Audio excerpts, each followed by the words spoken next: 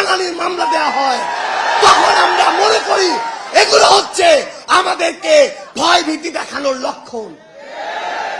আমরা এটাও বিশ্বাস করতে চাই, এই যে কিছু মানুষ যারা এই কাজগুলো করে, আমরা বিশ্বাস করতে চাই তারা বিএনপির প্রতিনিধিত্ব করে না। আমরা বিশ্বাস করতে চাই তারা অতি উৎসাহী হয়ে ফুটেজ খাওয়ার আশায় এই কাজগুলো করছে। কিন্তু আমরা তখনই সেটা বিশ্বাস করতে পারবো যখন দেখব এসব লোকদের বিরুদ্ধে ওই সেন্ট্রাল কমান্ড থেকে উপযুক্ত ব্যবস্থা নেওয়া হয়েছে। সেদিন আমি একটি লেখা লিখেছিলাম, লেখার দুইটা পার্ট ছিল, কারণ ঘটনা দুইটা ছিল। আমাদের একজন সাংবাদিক ভাইকে বিএনপির ওইখানকার স্থানীয় একজন কর্মী আহত করেছে, এটা ছিল প্রথম প্যারা, যেটা সত্য। দ্বিতীয় প্যারা ছিল স্থানীয় একজন, আমি লিখেছিলাম চাঁদাবাজ সন্ত্রাসী, আমি স্পষ্ট করে লিখেছিলাম চাঁদাবাজ সন্ত্রাসী আমার আরেকজন সাংবাদিক ভাই তুহিনকে গলা কেটে হত্যা করেছিল। যখন আমি কয়েক ঘন্টা পরে দেখলাম ওই লোকটি চাঁদাবাজ সন্ত্রাসী নয়, ছিনতাইকারী সন্ত্রাসী, তখন আমি সেটি ঠিক করে দিয়ে লিখেছিলাম ছিনতাইকারী সন্ত্রাসী। কিন্তু আজকে আমি দেখছি যে এই যে ট্যাগগুলো কিংবা এই যে মানুষগুলো যে অপকর্ম করেছিল, ওই চাঁদাবাজ, ওই সন্ত্রাসী, ওই ছিনতাইকারী, কেন ওই রকম স্থানীয় পর্যায়ের উপজেলার একজন দায়িত্বশীল সেই অপকর্মের দায়িত্ব নিজের গায়ে নিবে? এটা তো আমরা শুধু বিএনপি নয়, কোন রাজনৈতিক দলকে উদ্দেশ্য করে বলিনি।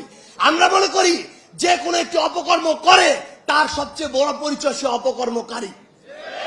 এবং আমরা চাই দলমত নির্বিশেষে, সে যদি এনসিপির হয়, সে যদি যুব শক্তির হয়, তার বিরুদ্ধেও আমরা আমাদের কণ্ঠস্বর উঁচু করব। আমরা আমাদের মিডিয়ার যারা ভাইরা আছে, আমরা দেখেছি কয়েকদিন আগে কিভাবে মিডিয়া আবার ওই 5ই আগস্টের পূর্বের যে রূপ, সেই রূপ যে কোনো সময়ে উদ্দেশ্য প্রণোদিত ভাবে দেখাতে পারে। যেই লোক বাংলাদেশে তো নয়, বাংলাদেশ থেকে প্রায় 13,000 কিলোমিটার দূরে ওই ওয়াশিংটন ডিসিতে বসে থাকে, এই মিডিয়া সেই লোকের সাথে আমাদের মিটিং করিয়েছে। এই মিডিয়া আমাদের সাথে সেই লোকের একসাথে নাস্তা করিয়েছে। এই মিডিয়া আমাদের সাথে সেই লোকের একসাথে বৈঠক করিয়েছে।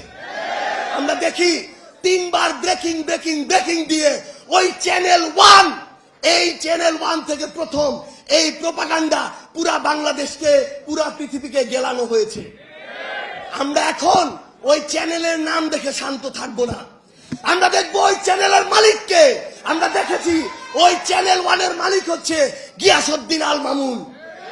আমরা দেখবো ওই গিয়াসউদ্দিন আল মামুনরা কার ছত্র ছায়ায় এত বড় প্রোপাগান্ডা করার সাহস পায়। আমাদেরকে মিডিয়া কর্মীরা এটা পর্যন্ত বলেছে, ভাই আমরা কনফার্ম উনি দেশে নেই, কিন্তু উপরের চাপ আছে, আমাদেরকে ব্রেকিং দিতে হয়েছে। আমরা সেই সকল head of multimedia, head of news, ওই প্রডিউসার, ওই মালিকদের বলতে চাই, এই বাংলাদেশে এসব অপকর্ম করে আপনারা আর পার পাবেন না। আর আমরা ছাড় দিব না, ওই গোড়ায় গিয়ে আমরা হাত দিব। আমরা আরেকটি কথা স্পষ্ট করে বলি, আজকে নাকি সিআইডি কে তদন্তের দায়িত্ব দেওয়া হয়েছে। সিআইডি কে তদন্ত করতে বলবো, যেই লোক বাদী হয়ে এই কাজ করেছে তার আমলনামাটাও একটু যাচাই করবেন। কেঁচো খুলতে যদি সাপ না বের হয় তখন আমাদেরকে দায় দিবেন, এবং সেই সাপ পুরো বাংলাদেশের সামনে আমরা উন্মুক্ত করে ছাড়বো। আপনাদের সাথে আমাদের আবারও দেখা হবে। আমরা যখন দেখি আমরা একটা অন্যায়ের প্রতিবাদ করলে, আমরা সত্যি কথাটা তুলে ধরলে, আমরা যখন যৌক্তিকভাবে সমালোচনা করি, তখন আমাদের বিরুদ্ধে 10 কোটি টাকার মানহানির মামলা দেওয়া হয়, তখন আমরা মনে করি এগুলো হচ্ছে আমাদেরকে ভয় ভীতি দেখানোর লক্ষণ। আমরা এটাও বিশ্বাস করতে চাই, এই যে কিছু মানুষ যারা এই কাজগুলো করে, আমরা বিশ্বাস করতে চাই তারা বিএনপির প্রতিনিধিত্ব করে না। আমরা বিশ্বাস করতে চাই তারা অতি উৎসাহী হয়ে ফুটেজ খাওয়ার আশায় এই কাজগুলো করছে। কিন্তু আমরা তখনই সেটা বিশ্বাস করতে পারবো যখন দেখব এসব লোকদের বিরুদ্ধে ওই সেন্ট্রাল কমান্ড থেকে উপযুক্ত ব্যবস্থা নেওয়া হয়েছে। সেদিন আমি একটি লেখা লিখেছিলাম, লেখার 2টা পার্ট ছিল, কারণ ঘটনা 2টা ছিল। আমাদের একজন সাংবাদিক ভাইকে বিএনপির ওইখানকার স্থানীয় একজন কর্মী আহত করেছে। এটা ছিল প্রথম প্যারা, যেটা সত্য। দ্বিতীয় প্যারা ছিল স্থানীয় একজন, আমি লিখেছিলাম চাঁদাবাজ সন্ত্রাসী, আমি স্পষ্ট করে লিখেছিলাম চাঁদাবাজ সন্ত্রাসী আমার আরেকজন সাংবাদিক ভাই তুহিনকে গলা কেটে হত্যা করেছিল। যখন আমি কয়েক ঘন্টা পরে দেখলাম ওই লোকটি চাঁদাবাজ সন্ত্রাসী নয়, ছিনতাইকারী সন্ত্রাসী, তখন আমি সেটি ঠিক করে দিয়ে লিখেছিলাম ছিনতাইকারী সন্ত্রাসী। কিন্তু আজকে আমি দেখছি যে এই যে ট্যাগগুলো কিংবা এই যে মানুষগুলো যে অপকর্ম করেছিল, ওই চাঁদাবাজ, ওই সন্ত্রাসী, ওই ছিনতাইকারী, কেন ওই রকম স্থানীয় পর্যায়ের উপজেলার একজন দায়িত্বশীল সেই অপকর্মের দায়িত্ব নিজের গায়ে নিবে? এটা তো আমরা শুধু বিএনপি নয়, কোন রাজনৈতিক দলকে উদ্দেশ্য করে বলিনি। আমরা মনে করি যে কোনো একটি অপকর্ম করে তার সবচেয়ে বড় পরিচয় সে অপকর্মকারী, এবং আমরা চাই দলমত নির্বিশেষে সে যদি এনসিপির হয়, সে যদি যুব শক্তির হয়, তার বিরুদ্ধেও আমরা আমাদের কণ্ঠস্বর উঁচু করব। আমরা আমাদের মিডিয়ার যারা ভাইরা আছে, আমরা দেখেছি কয়েকদিন আগে কিভাবে মিডিয়া আবার ওই 5ই আগস্টের পূর্বের যে রূপ, সেই রূপ যে কোনো সময়ে উদ্দেশ্য প্রণোদিত ভাবে দেখাতে পারে। যেই লোক বাংলাদেশে তো নয়, বাংলাদেশ থেকে প্রায় 13,000 কিলোমিটার দূরে ওই ওয়াশিংটন ডিসিতে বসে থাকে, এই মিডিয়া সেই লোকের সাথে আমাদের মিটিং করিয়েছে। এই মিডিয়া আমাদের সাথে সেই লোকের একসাথে নাস্তা করিয়েছে।